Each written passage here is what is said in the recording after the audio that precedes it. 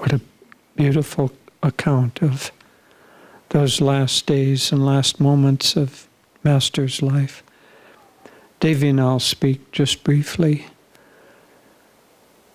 The movie, The Answer, which is about the beautiful relationship between Guru and disciple, between Swami and Master, ends with Master's passing.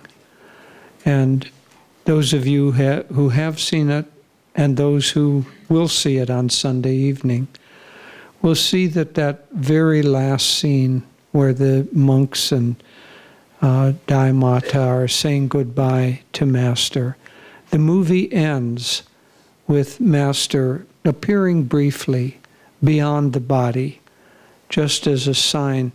Now, I don't think that was literal, but it was true.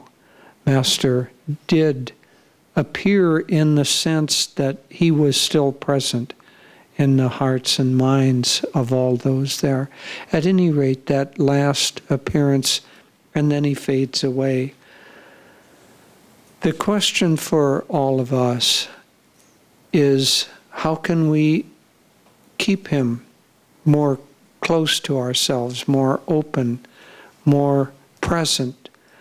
He gave us the most important thing, which the recording started with: to those who think me near, I will be near. It's as if we have a telephone number for him. And it isn't a physical phone, nor will we hear a physical voice, likely. Nonetheless, we have a way of connecting with him, and that is simply to think that he's near. As Swami has often sung that beautiful Bengali song, it's a song to Divine Mother, in which she says, "Ask of me salvation, but not my love and devotion, because when you ask those of me, when I give those to you, I give myself away." Naturally, it's a little play on what to really ask of Divine Mother. So how do we think Master near? Mostly not with the mind, but with the heart. The heart is the receiving station for our consciousness. So try not to think him near so much as to feel him near. Now we may say, oh, that's hard. It isn't hard. You can do it right now, right in this instant. It's simply a choice. What's hard is to remember to do it in the midst of the swirling involvements of life. Life's with all its drama, its ups and its downs, equally drawing our attention. But if we can just remember to pull back and to feel that Master is near.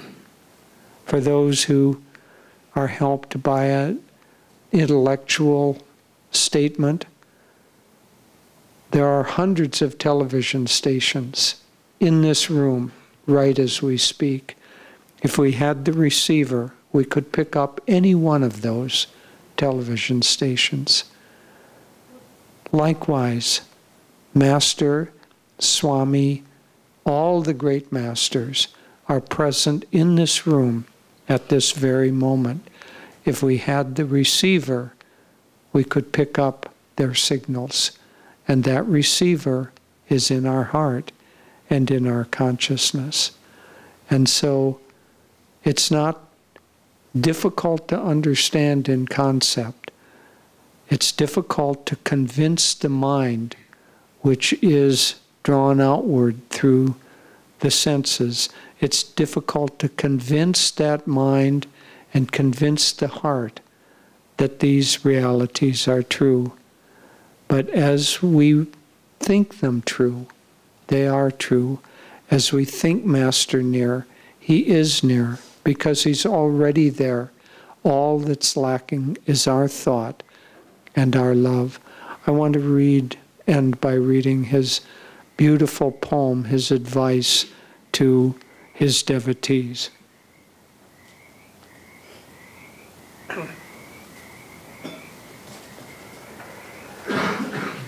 This is his beautiful letter and poem, When I Am Only a Dream. Please close your eyes and realize that this is not just, I don't know, a sweet sentiment. This is Master talking individually to each of us, telling us how to connect with him. I come to tell you all of him and the way to encase him in your bosom, and of the discipline that brings his grace. Those of you who have asked me to guide you to my beloved's presence, I warn you through my already,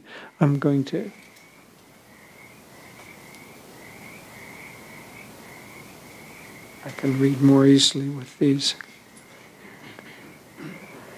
To those who have asked me to guide you to my beloved's presence, I warn you through my silently talking mind, or speak to you through a gentle, significant glance, or whisper to you through my love, or loudly dissuade you when you stray away from him.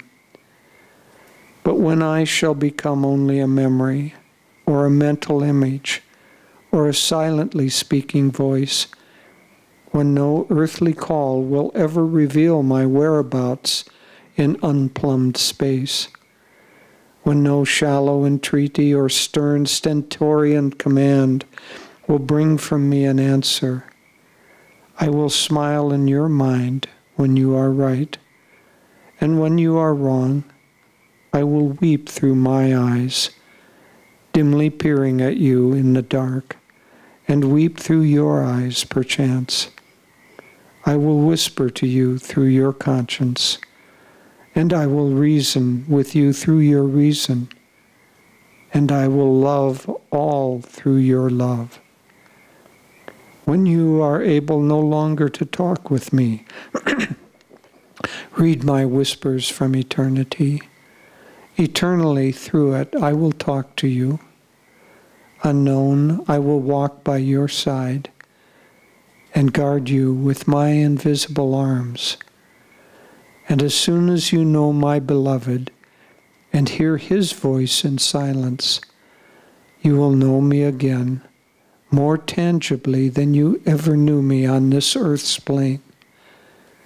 And yet, when I am only a dream to you, I will come to remind you that you too are naught but a dream of my heavenly beloved. And when you know you are a dream, as I know now, we will ever be awake in him.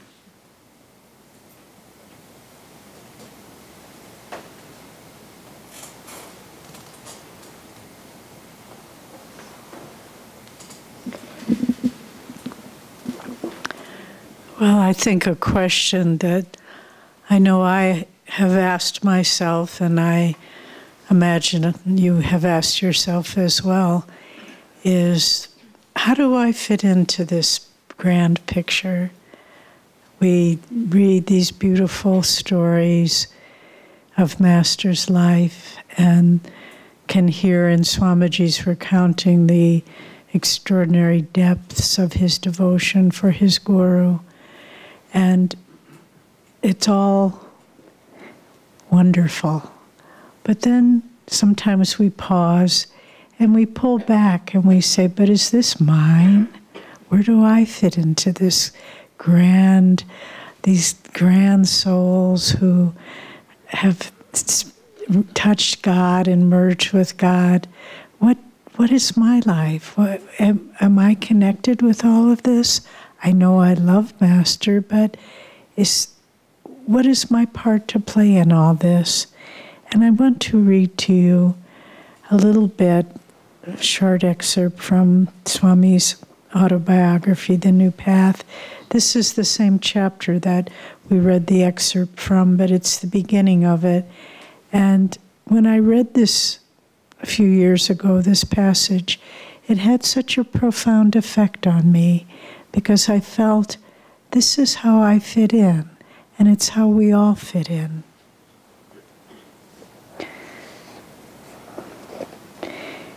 Swamiji writes, in the nebulous gases of infinite space, the atoms drift about at great distances from one another.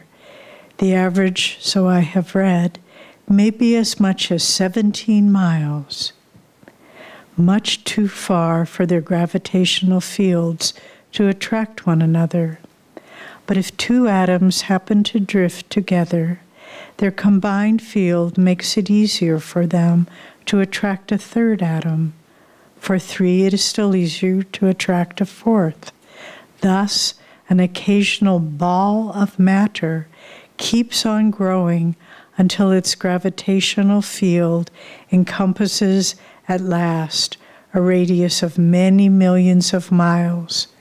At some point in this process, a mighty implosion occurs as nebulous gases are sucked inward from vast distances. The gravitational force of this huge mass becomes so great that changes occur within the structure of the atoms themselves. A shining star is born. The soul, similarly, in its gradual progress toward divine wisdom, develops the, quote, gravitational power by which it attracts and holds the understanding it needs for enlightenment, until at last, in the firmament of living beings, it becomes a veritable star.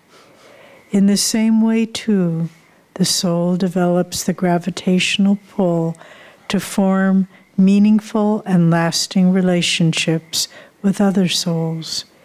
Gradually, in its outer life, it and others with whom it is spiritually compatible form great families of souls that return to Earth or to other planets to work out their salvation, not only inwardly on themselves, but by interaction with one another. The stronger the family, spiritually speaking, the greater its attractive pull on new souls that may still be wandering in search of an identity of their own. A family evolves with its individual members. At last, it too becomes a star in the firmament of humanity and begins to produce great souls of self-realization. As spiritual stars, such great families become powerful for the general upliftment of mankind. Like stars, too, they then draw planets of less evolved families into their beneficial auras, vitalizing them with rays of divine truth. Such families are like mighty nations. To them is given the real task of guiding the human race, not in the way governments do, by official ordinances, but by subtler spiritual influence. Yogananda's is one such spiritual family.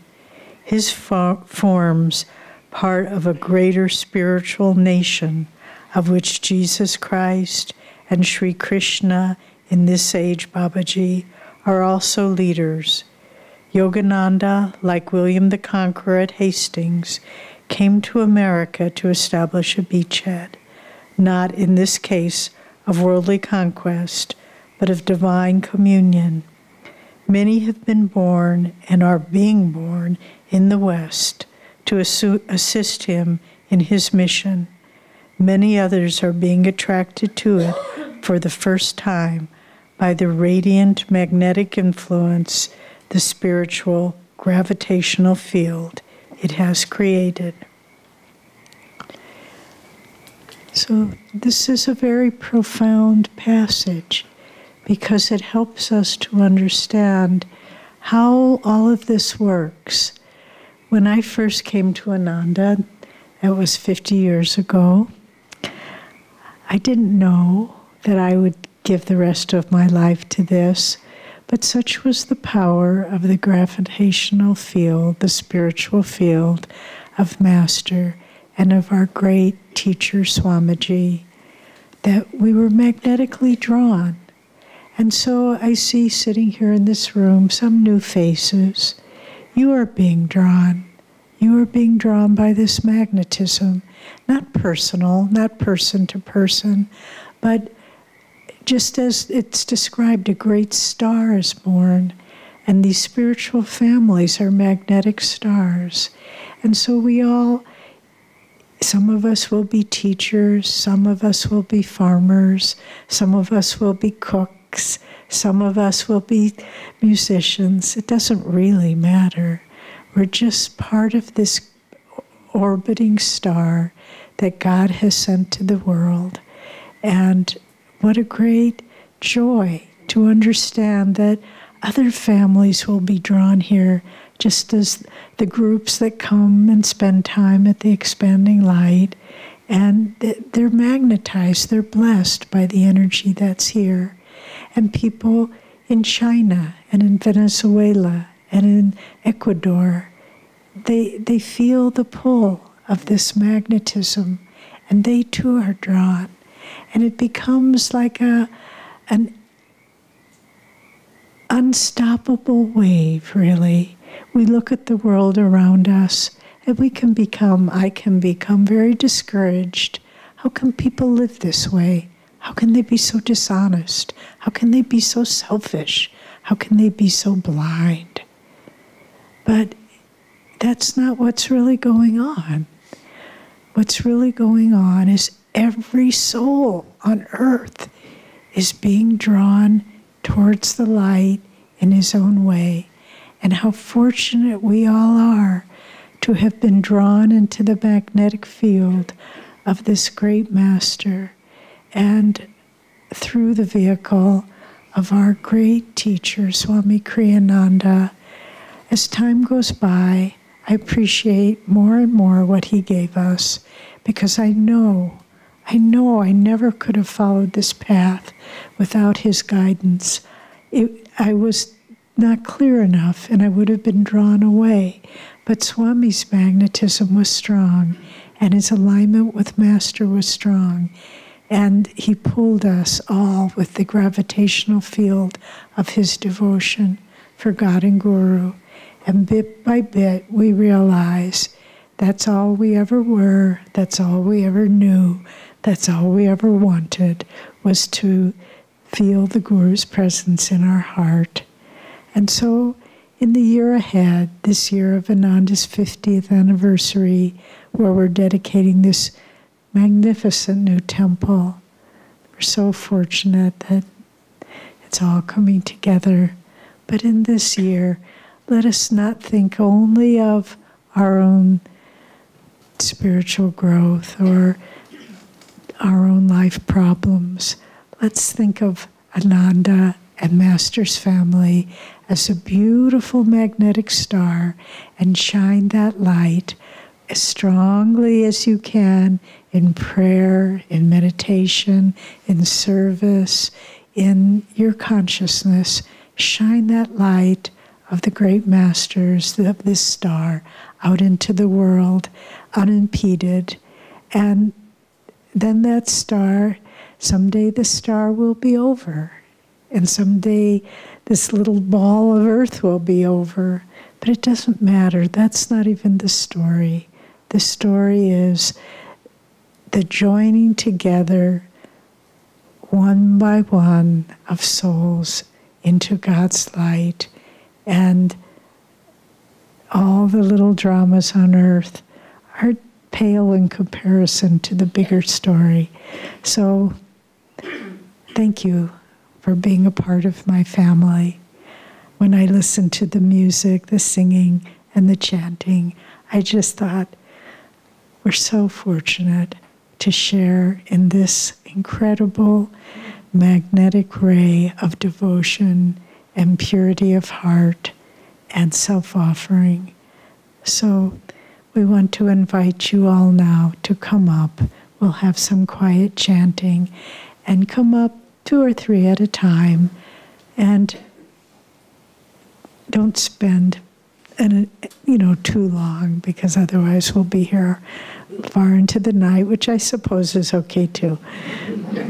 But come up and you can just touch the harmonium and Master's meditation mat and try to feel the magnetic power of his consciousness, which drew each one of us here in this moment in time.